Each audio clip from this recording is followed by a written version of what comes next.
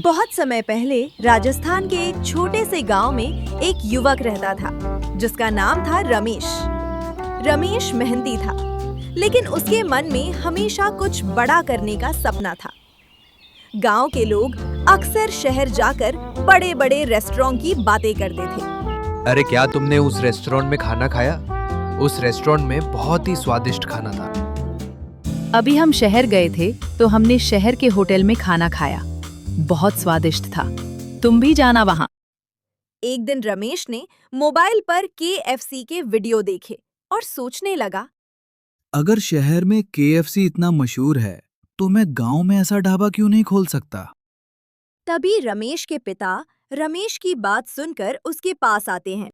बेटा, सपना देखना अच्छी बात है, लेकिन गांव के लोगों की पसंद भी समझनी होगी।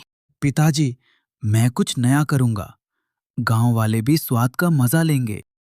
रमेश ने अपनी थोड़ी सी बचत और पिता की मदद से एक छोटा ढाबा खोला। उसने बोर्ड लगवाया, गांव में KFC ढाबा। पूरा गांव हैरान रह गया। अरे भाई, ये KFC क्या होता है? शायद शहर वाला खाना मिलेगा। शुरुआत में भीड़ खूब लगी।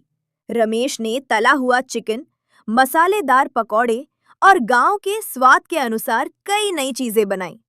लोग खुश थे, लेकिन सफलता देखकर गांव का एक व्यक्ति मोहन जलने लगा। ये रमेश इतना मशहूर कैसे हो गया?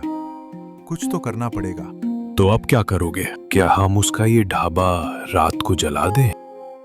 नहीं, मैं अफवाह फैलाऊंगा कि इसके खाने की गुणवत्ता खराब है।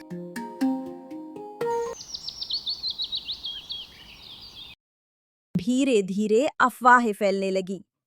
कुछ ग्राहक आने बंद हो गए। रमेश परेशान हो गया। रमेश, मैंने तो हमेशा अच्छा खाना बनाया है पिताजी, फिर लोग क्यों नहीं आ रहे? बेटा, सच्चाई की राह कठिन होती है, धैर्य रखो।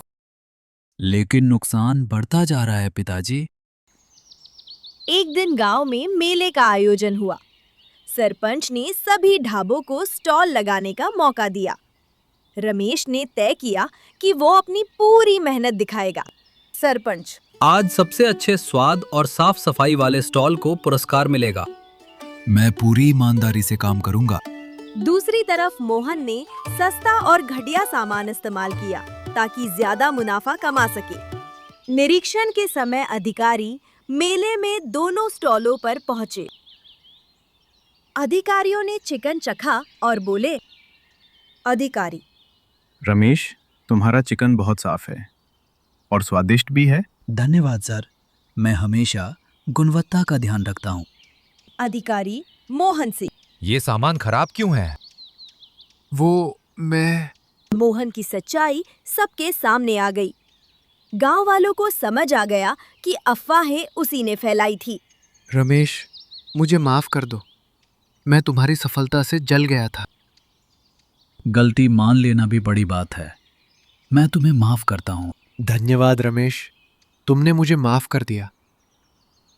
मेला खत्म होने के बाद सरपंच ने इस वर्ष का सर्वश्रेष्ठ स्टॉल पुरस्कार जाता है रमेश और उसके गांव में के FC ढाबा को। धन्यवाद आप सभी का।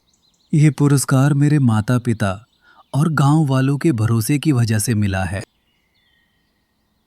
धीरे धीरे रमेश का ढाबा पूरे इलाके में मशहूर हो गया, लेकिन उसने कभी घमंड नहीं किया। वो गरीब लोगों को मुफ्त भोजन भी देने लगा। एक दिन रमेश के ढाबे पर मोहन आया। अरे रमेश, जरा मुझे भी तो चखाओ अपना KFC चिकन। अरे हाँ मोहन भाई, क्यों नहीं, आओ आओ बैठो। रमेश ने एक प्लेट में KFC चिकन डालकर मोहन को परोसा। मोहन ने तला हुआ चिकन बड़े मजे से खाया। अरे वाह रमेश भाई, ये KFC चिकन तो बड़ा ही स्वादिष्ट है। धन्यवाद मोहन भाई, ये सब मेहनत का कमाल है। बेटा, अब समझ आया सफलता का रहस्य क्या है। बेटा, ऐसे ही मेहनत करते रहो। मेहनत करने वाले की कभी हार नहीं होती। जी पिताजी, सफलता सिर्फ पैसा कमाने से नहीं मिलती, बल्कि लोगों का विश्वास जीतने से मिलती है। बिल्कुल सही कहा। तो दोस्तों, इस कहानी से हमें सीख मिलती है कि ईमानदारी, मेहनत और धैर्य से मिली सफलता हमेशा टिकती है। दूसरों से जलने के बजाय उनसे सीखना चाहिए। जो व्यक्ति अपने काम और अपने लोगों का सम्मान करता है, वही जीवन में सच्ची सफलता पाता है।